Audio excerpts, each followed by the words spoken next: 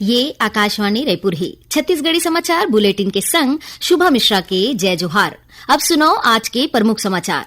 महाकुंभला एकता के महायज्ञ बतात हुए प्रधानमंत्री आज कहिन की भारत ला अपन विरासत ऊपर गर्व है और ओहा नवा ऊर्जा के संग आगू बढ़त है। मुख्यमंत्री विष्णुदेव साय के मौजूदगी में आज रायपुर के नवनियुक्त महापौर मीनल चौबे और 70 पार्षद मन हा लीन शपथ। और राज्य विधानसभा में आज प्रश्नकाल के दौरान जल जीवन मिशन योजना में गड़बड़ी के मुद्दा गुंजिस। अब समाचार विस्तार ले। महाकुंभला एकता के महायज्ञ बतात हुए प्रधानमंत्री नरेंद्र मोदी हा आज कहिन की भारत ला अपन विरासत ऊपर गर्व है और ओहा नवा ऊर्जा के संग आगू बढ़त है।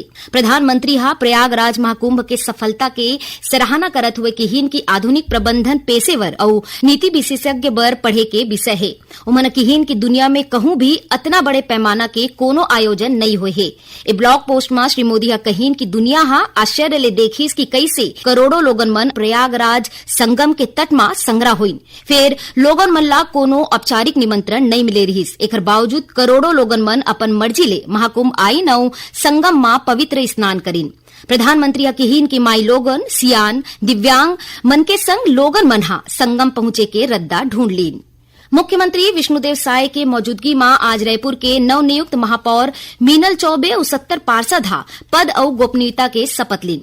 राजधानी रायपुर के इंडोर स्टेडियम में आयोजित शपथ ग्रहण समारोह में कलेक्टर डॉक्टर गौरव कुमार सिंह सबले पहली महापौर और एकर बाद पार्षद मन ला शपथ दिलाइन।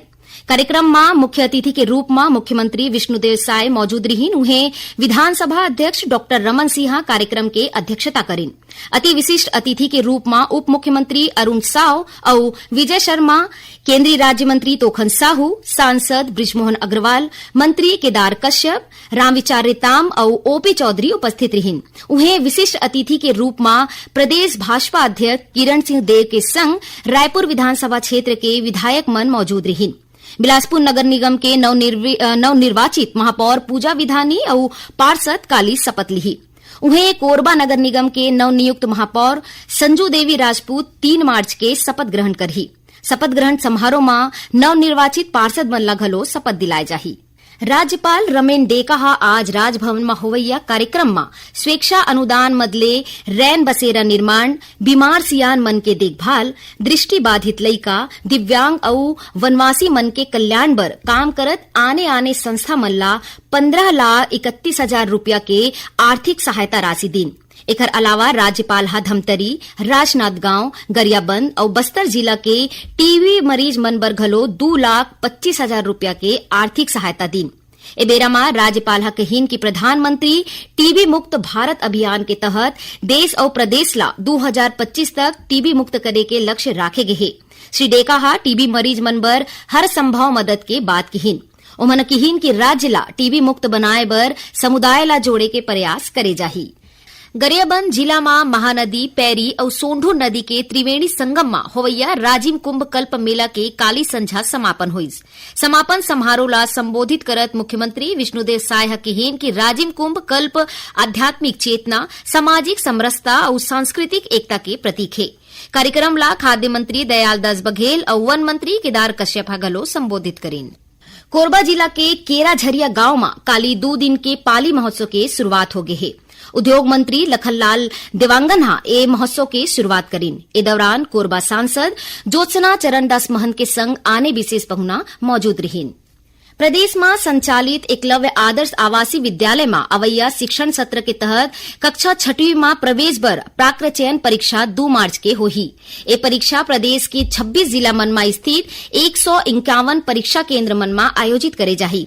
एकर बर लगभग 42,000 छात्र मन हा पंजीयन कराहे। परीक्षा बिहनिया 10 बजे ले मंझनिया 12 बजे तक होही। वर्तमान में प्रदेश में 75 एकलव्य आदर्श आवासीय विद्यालय संचालित है, जेमा 10 कन्या, 6 बालक और 59 संयुक्त विद्यालय शामिल है। छत्तीसगढ़ी समाचार बुलेटिन आप मन आकाशवाणी रायपुर ले सुनत हो।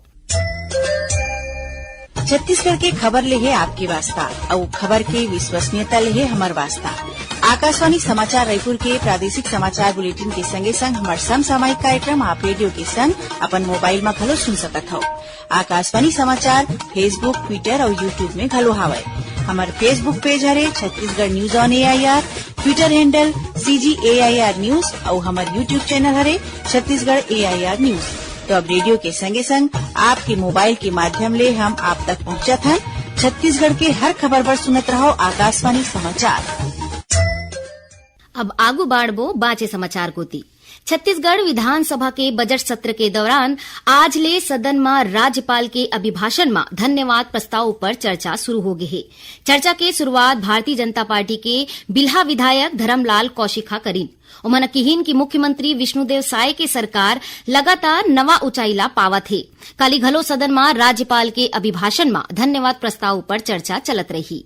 राज्य विधानसभा में आज प्रश्नकाल के दौरान जल जीवन मिशन योजना में गड़बड़ी के मुद्दा गुंजिस।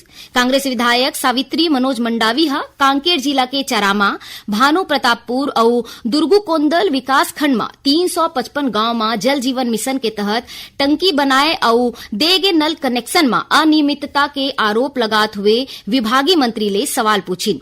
जवाब में जल संसाधन मंत्री अरुण साव किहिन की जी भी गड़बड़ी के शिकायत मिलत है, वहां कार्यवाही होवत है।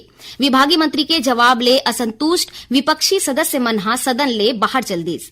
जेकर बाद में पत्रकार मन ले चर्चा करत पूर्व मुख्यमंत्री भूपेश बघेल आरोप लगाए है कि प्रदेश में जल जीवन मिशन के स्थिति बहुत खराब है। नल जल विभाग में कोनो काम नहीं होवत है। प्रश्नकाल में ही नेता प्रतिपक्ष डॉक्टर चरणदास महंत प्रदेश के बंद कारखाना के मजदूर मल्ला मुआवजा भुगतान पर उद्योग मंत्री लखनलाल देवांगल ले सवाल करीन। डॉक्टर महंत जानना चाहिन कि जनवरी 2024 ले जनवरी 2025 तक कतका उत्पादन केंद्र बंद हुए है।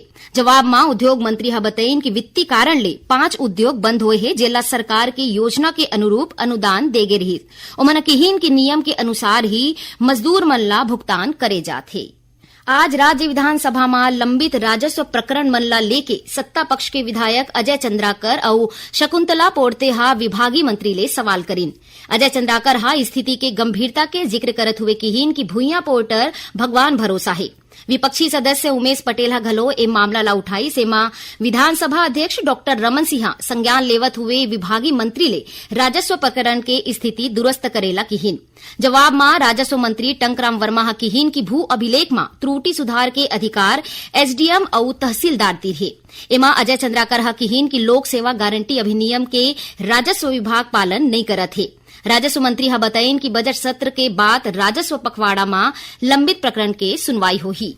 दुबई में होवैया Asian bench press and deadlift प्रतियोगिता में रायगढ़ जिला के घरघोड़ा क्षेत्र के मेघा भगत स्वर्ण पदक जीते है। ए प्रतियोगिता में ईरान, दुबई और मालदीव के खिलाड़ी मल्ला पछड़ात हुए ओमन जीत हासिल करीन। मेघा भगत के ए उपलब्धि में वित्त मंत्री ओपी चौधरी ओमल्ला बधाई और शुभकामना देन। सरगुजा जिला के नवापारा थाना क्षेत्र में पाछू रथिया 3 नकाबपोश हथियारबंद आरोपी मनहा किराना कारोबारी के परिवार ला बंधक बना के करीब 30 लाख रुपया लूट लीन। जानवा के मुताबिक आरोपी 25 लाख रुपया के जेवरात के संग नगद पैसा लूट के फरार हो गिस। ये घटना उहाँ लगे सीसीटीवी कैमरा में कैद हुए है, जेकर आधार में पुलिस आरोपी मन के तलाश में जुट गए है। मुख्यमंत्री विष्णुदेव साय हिंदी फिल्म छावा ला राज्य में टैक्स फ्री करे के घोषणा करे है। मुख्यमंत्री किहिन की छावा फिल्म ला टैक्स फ्री करे के उद्देश्य प्रदेश के जनता ला देश के गौरवशाली इतिहास ले जोड़े और युवा पीढ़ी में राष्ट्र प्रेम के संग शौर्य के भावना जगाना है। उन्होंने किहिन की ए फिल्म युवा वर्ग ला प्रेरित करी और छत्रपति संभाजी महाराज के शौर्य, बलिदान और नेतृत्व ला व्यापक रूप ले प्रस्तुत करी। उमन लोगन मन ले ए फिल्म देखे के अपील करे है।